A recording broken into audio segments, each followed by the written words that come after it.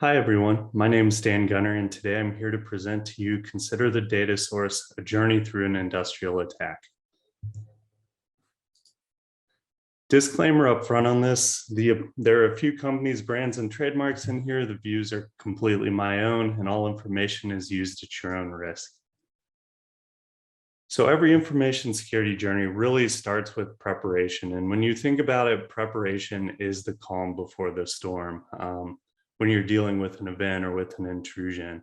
And during preparation, there's tons of different controls you can do. There's things like host and network monitoring, data centralization, all of those standard things we're used to. There's offensive analysis and simulation, red teaming, penetration testing, all of the other similar services there.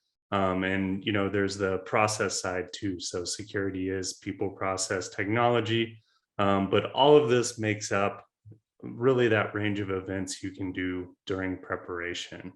But at some point, stuff's going to happen. And when stuff does happen, preparation is still worth it. You have to be ready though for, hey, there's a lot you can plan for. There's things you can model. There's approaches that you can kind of run through and scenarios you can run through.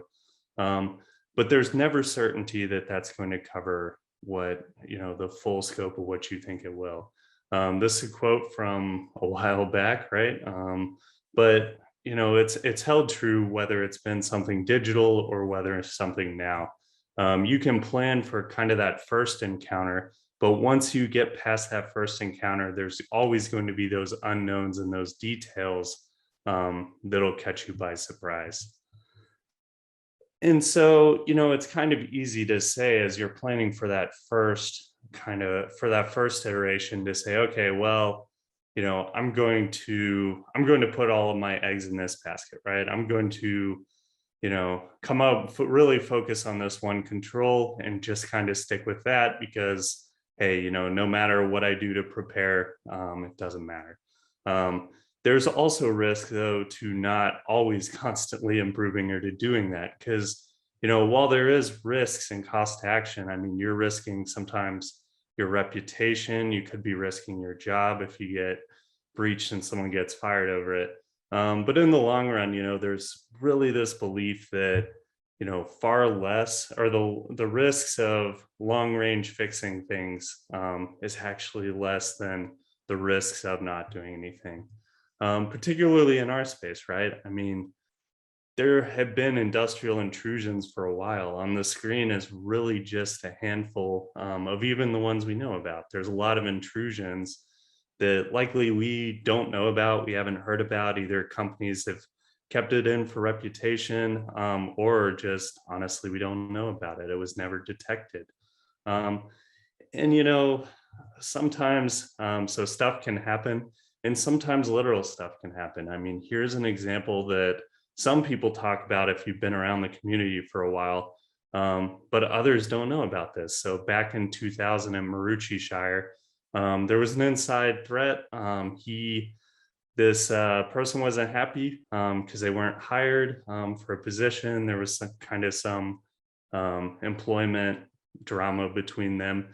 And, with his technical knowledge and with his abilities, he actually ended up doing a series of RF attacks against this public sewage. It ended up spilling sewage a lot of places. This ended up in kind of a knife fight actually between him and other operators on site that we'll talk about a little later, some of the outcomes for that. But really what happened is, he had the equipment, he had the knowledge to access this system remotely. So what he would do is drive, he was driving up to different sites, connecting wirelessly. There was some stuff, and if you read through the court documents, there was stuff that he had to know to actually connect. His inside knowledge did help some. But what's interesting when you look through this is actually, the knife fight portion was, through this network, he was using the legitimate applications to generate the traffic. Well, they'd be like, okay, well, this traffic's coming from site 14. And so he would emulate, okay, I'm going to configure this my software to pretend to be site 14 and mess with the pumps. And And so an operator was like, hey, this isn't right. Someone might be messing with us. Well, they changed to site 3. In changing to site 3, they noticed, hey, well, the actual plants now, site 3 is now trying to do it. And I still have this rogue site 14 off in the corner. How this was actually, and what's interesting there is that's kind of really the first known example of where we see an operator that's actually, detecting these events. But this is all to say that stuff literally happens in this domain, and it has for a while. I mean, 2000 is 21 years ago, if you do the simple math there. So this is all to say that response is inevitable. And this isn't to, I'm not saying this to sound hopeless. I'm saying that in today's world, there's not an if. You don't control the if and you don't control the when. But what you can control if you're on the defense side of this is how fast you can detect it and how fast you can respond to it. And so we're going to really focus on those two areas as we talk through the attack. There are many models for modeling attacks. One of the popular, and adversary actions, one of the popular ones and hot ones today we're going to use is MITRE ATT&CK. I'm sure most of you are probably familiar with MITRE ATT&CK. For the people that might not be, what it is MITRE ATT&CK breaks down adversary tactics and techniques into a series of buckets. So what they do is they've taken events in the past, modeled them out, and tried to kind of cluster the activity or the intent throughout the whole attack cycle. So attack, definitely Google it, look it up. It's a pretty big knowledge base there that you can use. What recently happened specific to the industrial community was the Triton evaluation. So for those not familiar with TRISIS and Triton, there was a breach into a Middle Eastern oil site that compromised the safety system, a year or two back, maybe 3 years back. What MITRE did, and MITRE does these attack evaluations where they bring in different vendor products. They run the same scenario through them. There's technically no winner, but what they do is publish out the results to kind of show, hey, here's kind of this central MITRE created scenario, and here's what we saw each of the tools. They don't declare a winner. They say, hey, you should declare, or it's up for people to decide basically how people do.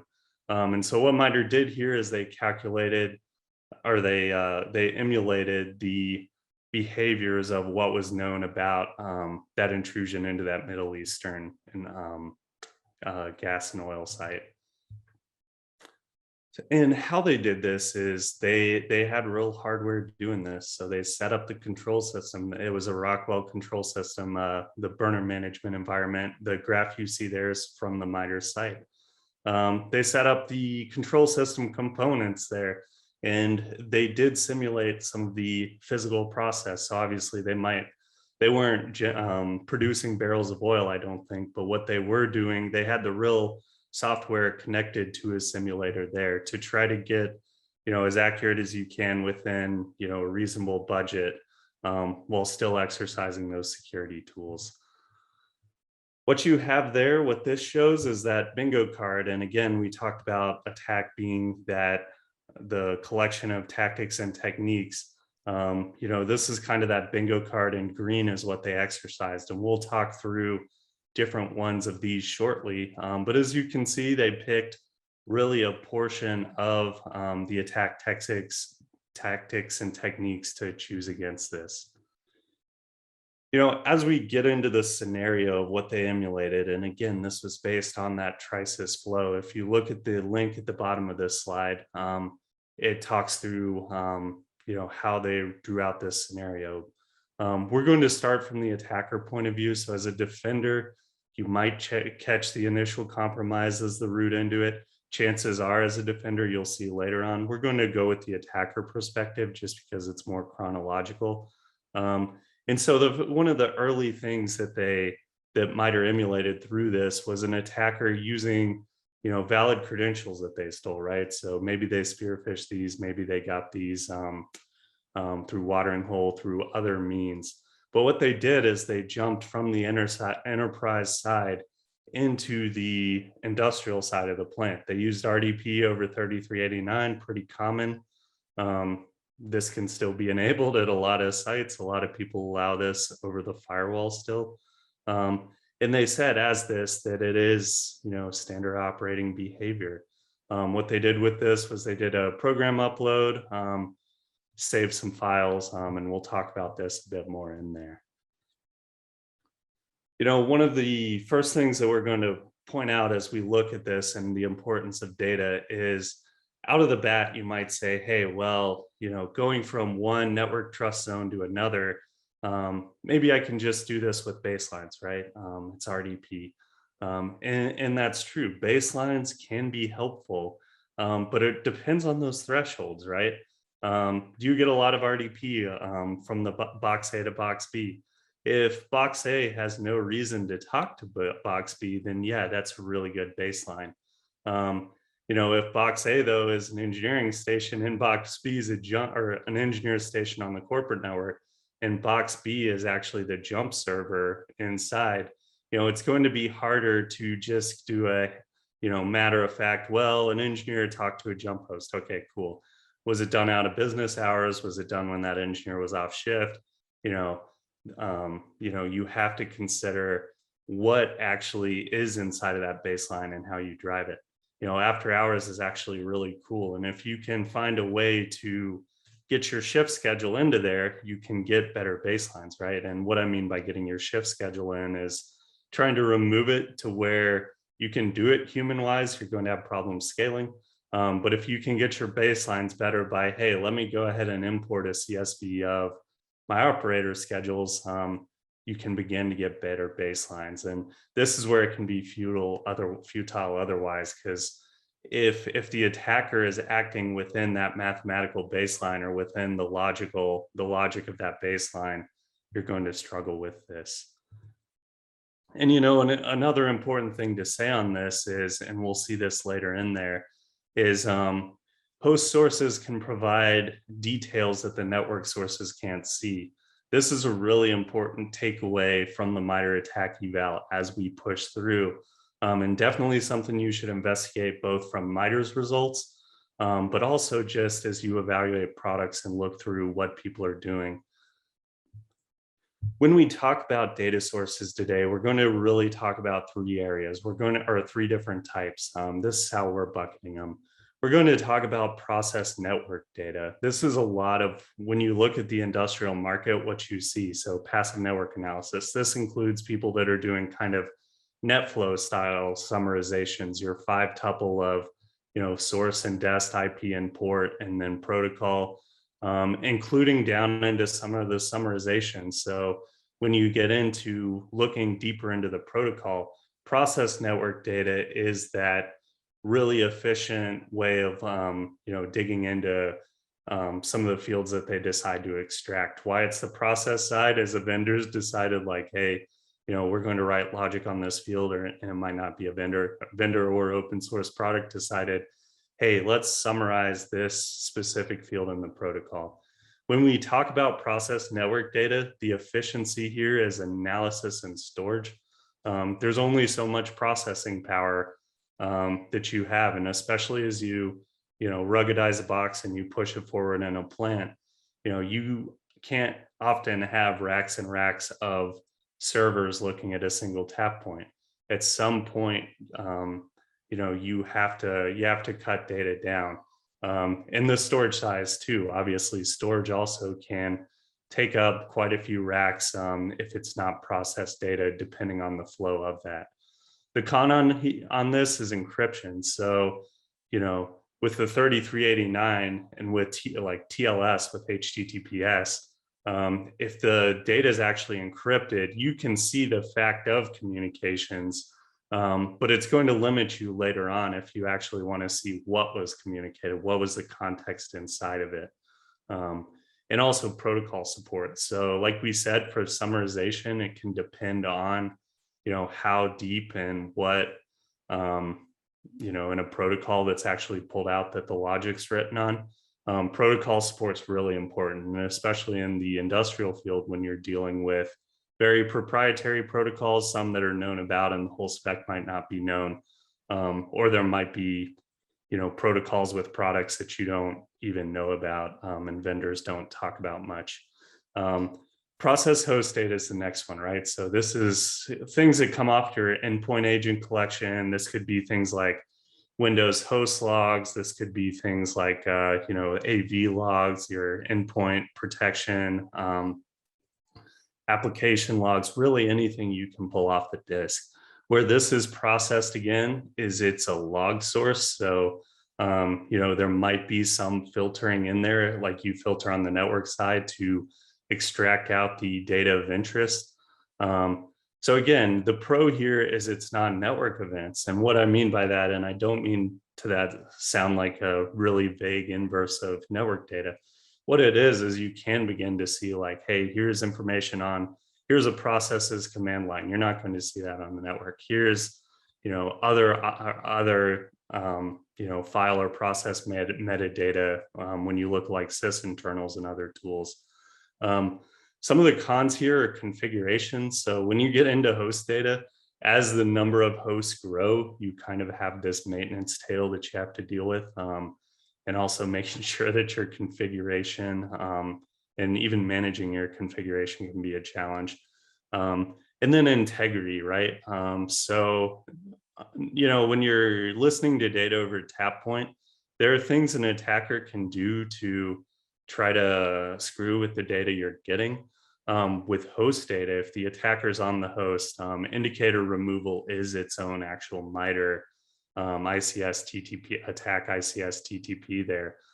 So with host data, you do have to consider, hey, is rootkitting involved? Am I hooked somewhere? What are the issues? Is this data I'm getting the true data, or could it be manipulated? Third data source we'll talk through we'll use as raw host and network data. Unlike its process friends, this is your packet capture, your disk and memory image.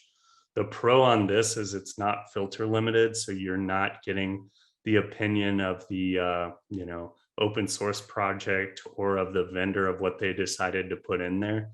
The con on here, we talked about the processing space and the processing capacity and disk space needed. The con here is you do need a mature analysis pipeline, because the more data you bring in, you have to be ready to efficiently deal with that.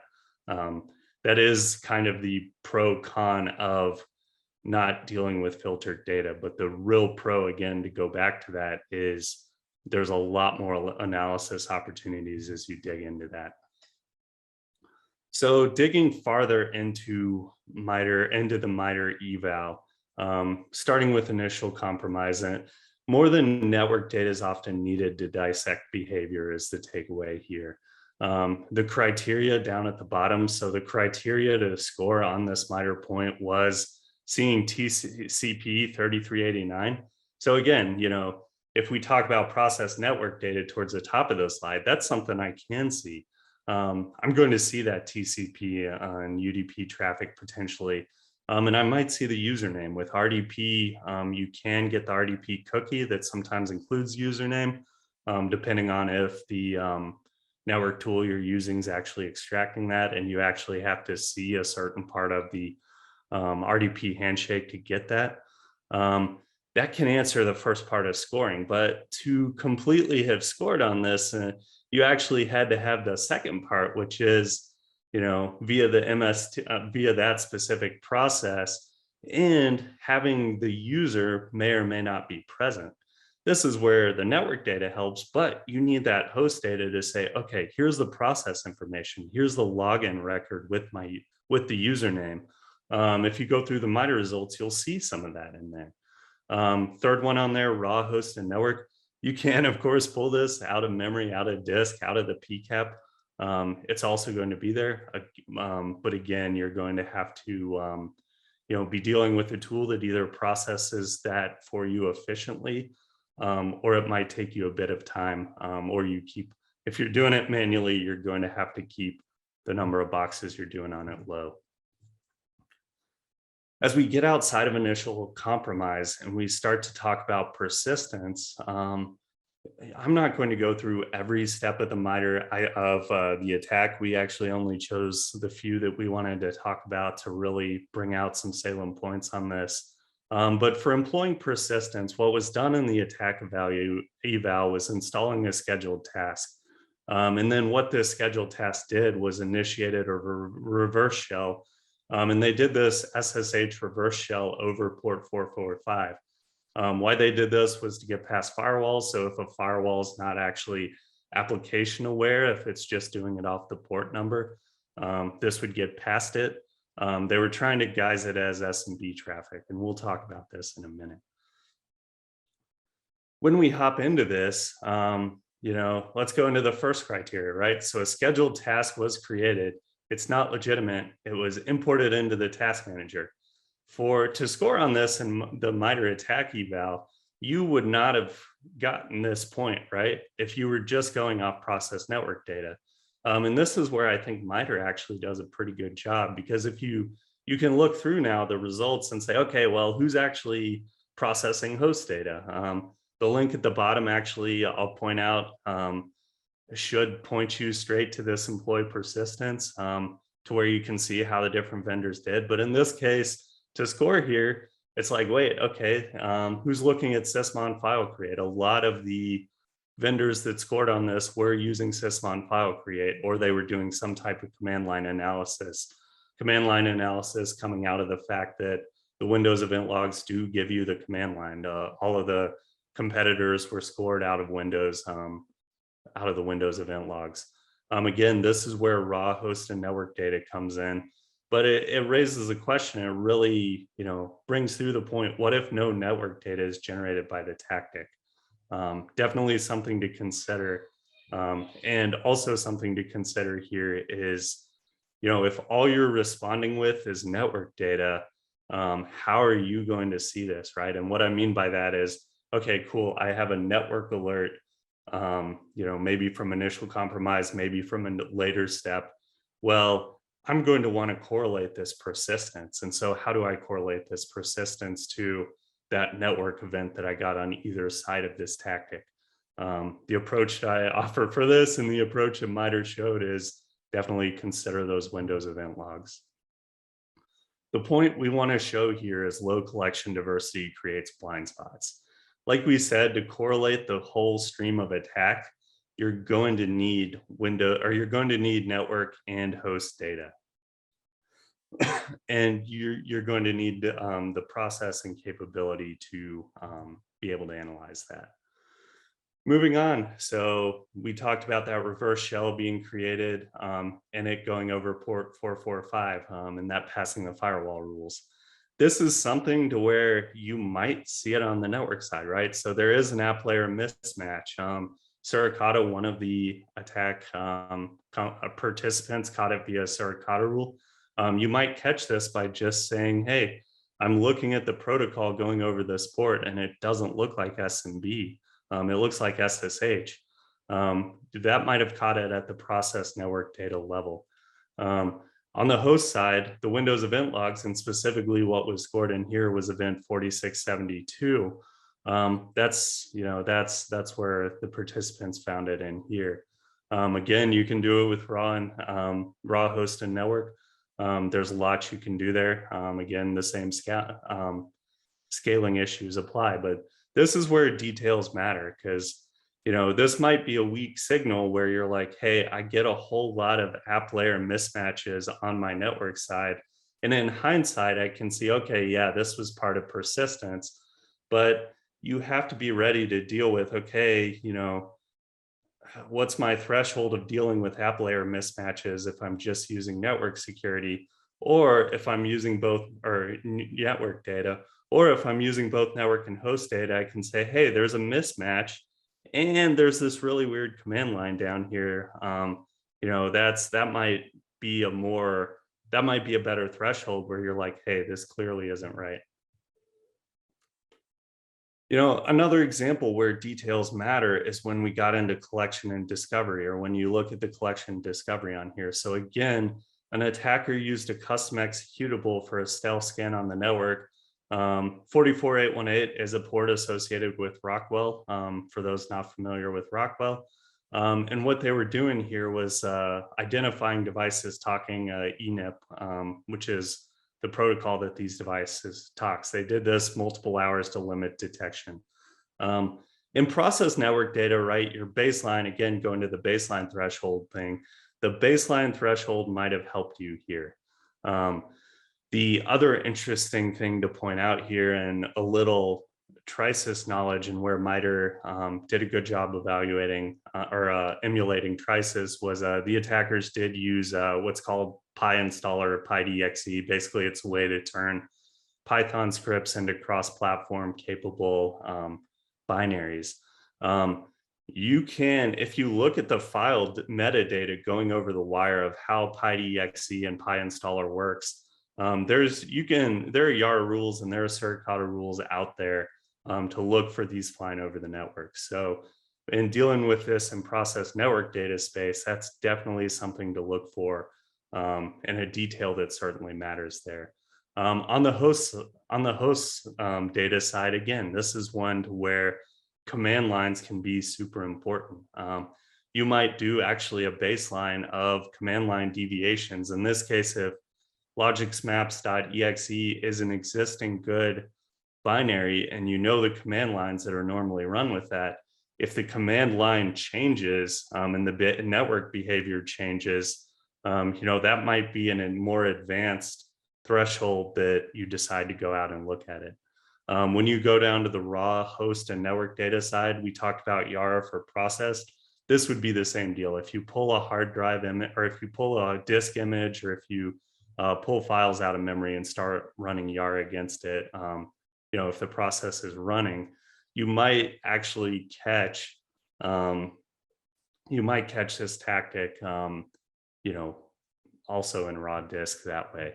But this is another case where details really do matter, because again, it's, here's a binary that's named or binary name that I accept, but wait, it's PyInstaller. Where's PyInstaller used? There are vendors out there. There are industrial vendors that are using Python. I don't know of many using PyInstaller or PyDXE at this point.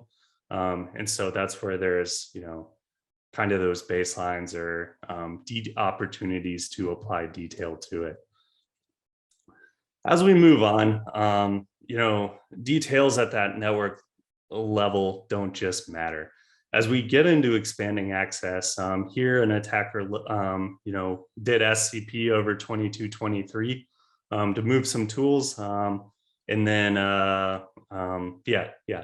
And so when we talk about process network data, our challenge here is going to be the data is encrypted. So there is the protocol mismatch. Again, if you understand enough of the protocol going over port 2223, you might catch it that way. You're not going to see the file contents. So like the Suricata and YAR rule here won't work as much. On the process host data side, and this was interesting to the attack eval, there were a ton of file creation events. I know, hold on what you might be thinking on that. But file creation events are there. And if you look through the results, you'll see a lot of file creation events were created. On the raw side, you'll see a lot of, or you could do this via file metadata. Let's go back to that file creation events. Certainly, depending on the size of your network and depending on the capability of your collection stack and your ability to analyze that, file creation events are definitely interesting.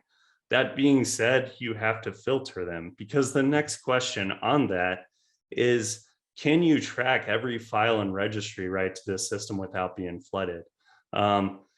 Again, certainly it's valuable to bring those logs in. It's certainly valuable to log those, but you need to consider that those baselines and thresholds that you say, hey, wait, this file write shouldn't happen here. Maybe it's a file write to a weirdly named directory.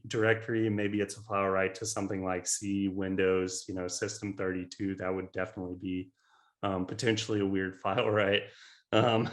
But context things like that, because tracking every file and registry, right, won't scale. You're going to flood yourself out with that. Um, where what is important is, and we've said this a few times throughout, as you turn up your automation and as you dig your baselines deeper, you're going to need context to scale. Scale requires context. um, some of this can be done on the industry level. Some of this might be done specific down to your plant level, but at the end of the day, to scale this, and to really detect sophisticated adversary like was seen in Triton in this, that scale is going to require context. And even that context might not just be technical context. So as we moved into infecting the safety system control logic, in this case, an adversary initiated a program upload action. And for those not familiar, program uploads and downloads are actually a little counterintuitive to people first in the industry. So an upload is actually going from a programmable logic device to your computer. In the challenge you can see here, they did it between the safety PLC and the safety EWS.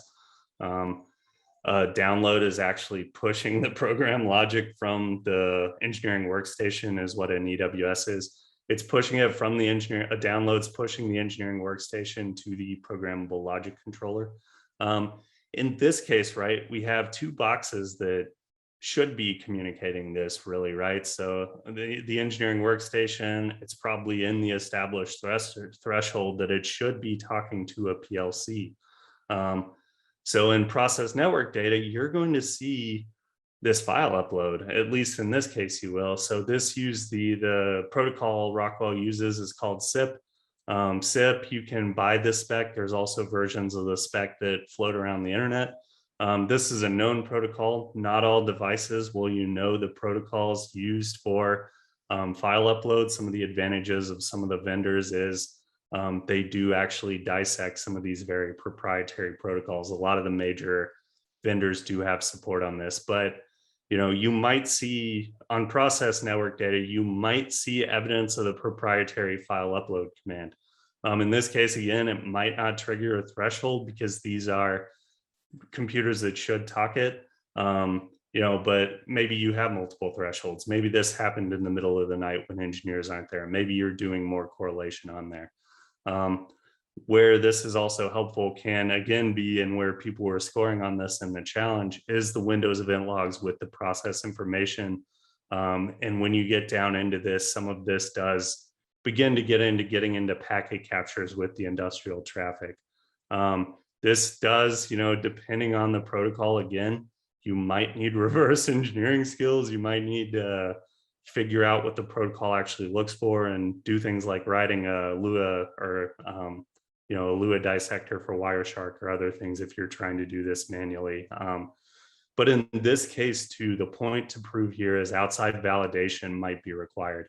An easier thing is to just say, hey, engineering team, we saw a program upload go between, this is kind of weird, we thought this was kind of weird. Did you do this?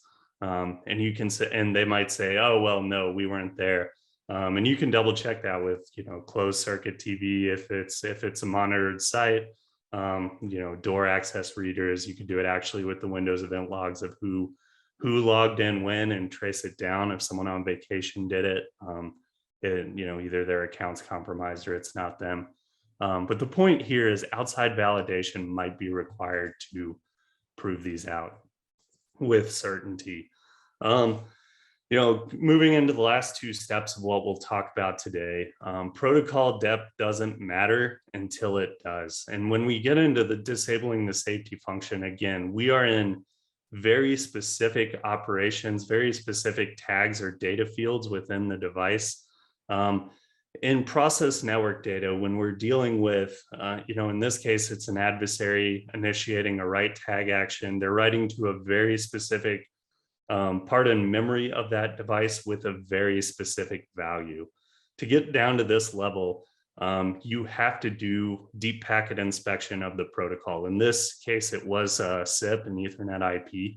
Again, it's important to understand the protocols in your environment and what you actually have visibility over. Because even if you take a big product line like a, Honeywell Experion, like a Emerson Delta V or Emerson Ovation, there's a lot of protocols. And so just saying like, hey, we cover this product line. No, you need to know like, hey, is this product line the one that does my program uploads? Is this product line, is this protocol the one that does my program uploads? Is this protocol the one that's writing tags to the device? And even what's enabled on the device, right? So, I've worked with devices to where both ENIP was enabled and Modbus. So, even if you're watching ENIP over here, I can do it via Modbus over here. And if you're not watching, you're not going to see it. So understanding the deep packet inspection to understand these rights to tags is very, very, very important. This is a case where host data, a process host data isn't going to help you. So some of the vendors do use the application logs. If they use the Windows API for logging, you might be able to go into the Windows event logs, into the application log, or into the logs they write to and find that. You can certainly do this with raw data, or with raw packet capture. But again, you're going to need to either have a dissector, to have a little bit of reverse engineering skills, depending on the protocol and how the tool was written. But protocol depth does matter. Finally, the last one that we'll talk about is really the last step. When you were looking at the ICS eval, this was on a burner management network.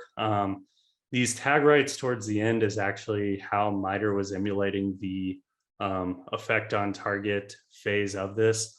Towards the end, there was another group of tag rights that happened, very specific changes to the devices. What we see here is air damper settings and cascade control removal. Again, process network data shines here, assuming you have that deep packet inspection and you can see the tag data. And what's interesting, when you go through the MITRE eval results on their site, MITRE does include the screenshots of what the vendors showed in their UIs.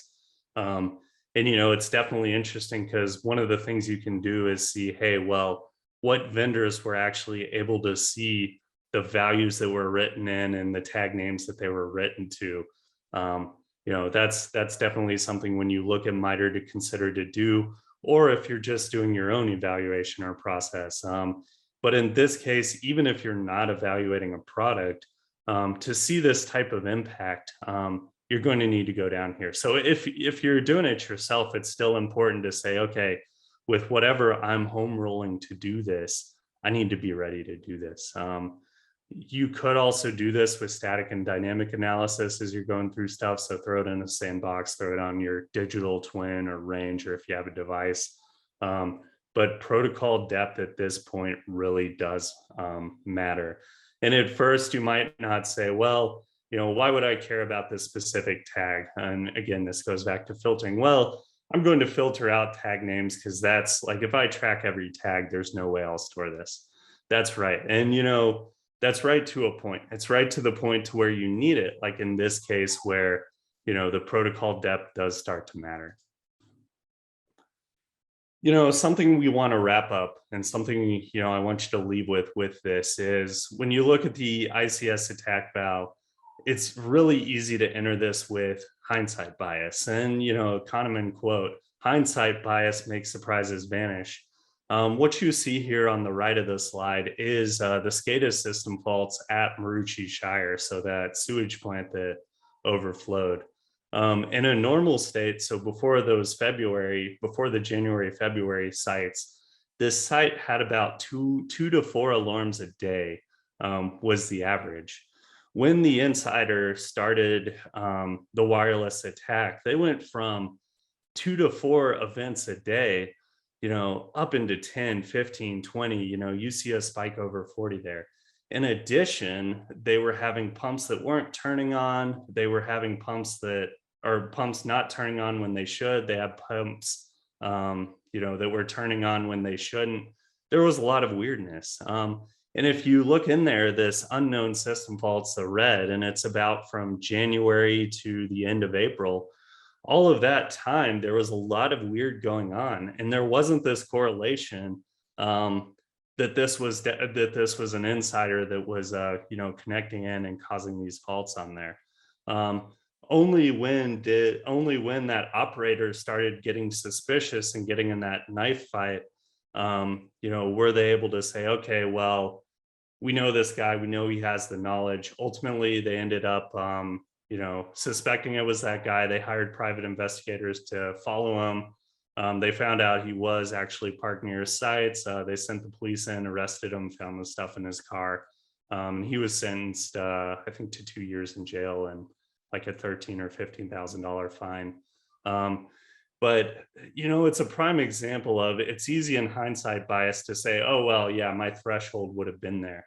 But in cases like this, it really was the operator that saved the day, and it was a non, a non-technical, um, it was a non-technical trigger that even caused, the due diligence to look at that. It's important to consider as you look across this where, those alerts might come in, and where those alerts that actually get you to, you know, figuring out where the event starts and how to respond to it.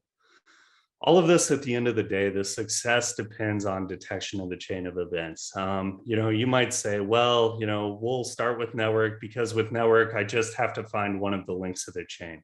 And that's true. You might find some of the links of the chain just going network. You might find some of the links of the chain just going disk. But you have to have enough of the chain of events to properly isolate, to properly contain, and eradicate. Because if you don't, ultimately you won't actually secure your network on that. And the correlation of events, right? If you can't correlate events together, like we saw, there were multiple steps where both host and network data was needed. If you can't correlate, you're really going to struggle. The right data is going to put the dumpster fire out quicker. And I put right in quotes, because there's no solid definition to what the right data is. There's a lot of difference between networks, between plants, but not having the right data can limit your detection entirely. If you don't have the data, you can't collect data from the past that you didn't collect before. You might have some metadata or other options, but you can't go back in the past and get data you never got. So it's really important to consider both the host and network data that you use as you go across. How you can improve your success conditions, we offer kind of 6 steps or 6 recommendations for that. What do you know about your environment and your visibility? How reliant are you on host only or network only? How deep are you going in the protocols? How do you know your devices, how they behave, how your operators work in the plant? Understanding the people, process, the technology, the full scope of everything you do is really important, because it's really hard to set good baselines if you don't understand yourself. And you can work with a lot of people to try to do it, but ultimately you're going to know more about yourself than they will. And then it goes into constantly improving, right? So how quickly can you dig into those data sources if you need to? And if you find out you can't dig into those quickly, you need to go back and do it, or figure out how to solve that. If going through the MITRE ICS eval results, you say, ooh, yeah, we would not have seen that, or hey, there's good opportunities here. Definitely use those preparation level things to improve before the event actually happens.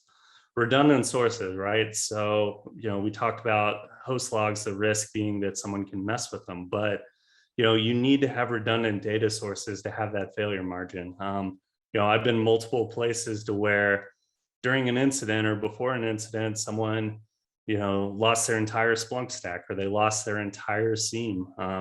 If you lose your entire SIEM, or if you lose a part of what you're responding with or what your visibility is, if you lose enough visibility in your network, you need to address that. You need to have situational awareness even through a failure margin. The process side is designed for failure to a point. You need to design your security side for failure. Collecting the right data, like we said, you need to understand your collection limits. You might not be able to, you might have a very high throughput bandwidth channel. You might have, collection challenges because it's out in the field and you can only use rugged options that limit the processing or collection power you have. You need to understand what right data is for you, both for how you analyze data and for the realities of your operations. You need to understand your tool limits. So, how you use your products, right? Every product's great when it's getting sold to you, but how are you actually using that for analysis, and how does that make you better and fit in that overall strategy? And then challenging your status quo, right? Look at your baselines, constantly validate them and check them. Use tabletop exercises, use red team assessments, use the smart operators. I mean, we've had cases to where we've worked with customers and talked with them, and just in a conversation with a customer on being like, well, how would you do this? The whole chain of events and the whole chain of success starts with a 5-minute conversation, because they know what the status quo of the environment is better. Always challenge the status quo, both, of your technical, of your, technical stack, but also your baselines and how you do things. So the takeaway here, preparation matters. So it's not a panacea. It does accelerate response, and it gets you to, that faster mean time to detection, mean time to response, which is important. But you need to also prepare for when you have to act. Silver bullets can breed complacency, right? It's important to validate that the tools that, what you think your tools do actually do what they do, and that you can use them in the way that they're being advertised to you. Response is inevitable, right? You don't choose if and when you respond, but you can control the speed, as we said. Data diversity matters, right? We saw multiple cases to where both the host and network side was needed to get to the conclusion, or to, in the MITRE case, to actually score the point. Context is key, right? Tracking every file, right? You won't, if it's a small network, you might be able to do that. If it's a big network, you're going to have a big storage bill. So if you're putting that up in AWS, it's going to be a big AWS bill. You need to think about the data life cycle, though, around your data, to say, okay, let's store file rights of this subset of data. Let's store command lines of this subset of data if they start to, and we'll store them for this long and this, in this area, and this is how you'll access them. Especially if you're using cloud, you can consider, well, we'll hot store these, cold store these. You can go all day with the design on that. But at the end of the day, what it's important to do is not flood an analyst, while also making sure that your the analytics, if they're automated, are able to run over that corpus of data. An analysis step doesn't matter until it does. We talked about both the file context and the network context mattering. Analyzing sophisticated attackers are going to challenge some of your collection and analysis limits. Like we saw in the impact stage of MITRE ATT&CK, you had to dig deeper into the SIP protocol. As you take this kind of into the production world, it's going to be a challenge, because again, you're dealing with proprietary protocols, depending on how often tags are written, how loud the network is. You have things like, you go into a refinery, it's not just one data bus, there's 2 data buses. I've seen even more complicated networks out there. Your analysis depth and your breadth of analysis all matters. And you should constantly be understanding and stretching those limits. So I want to say thanks for attending the talk. It's really great. This is actually my first DEF CON talk to do, and it's great to do it with ICS Village. Definitely stay in touch. That's our Twitter. And if you want to work together, feel free to reach out. There's always fun stuff going on. So again, thanks, and have a great rest of the day.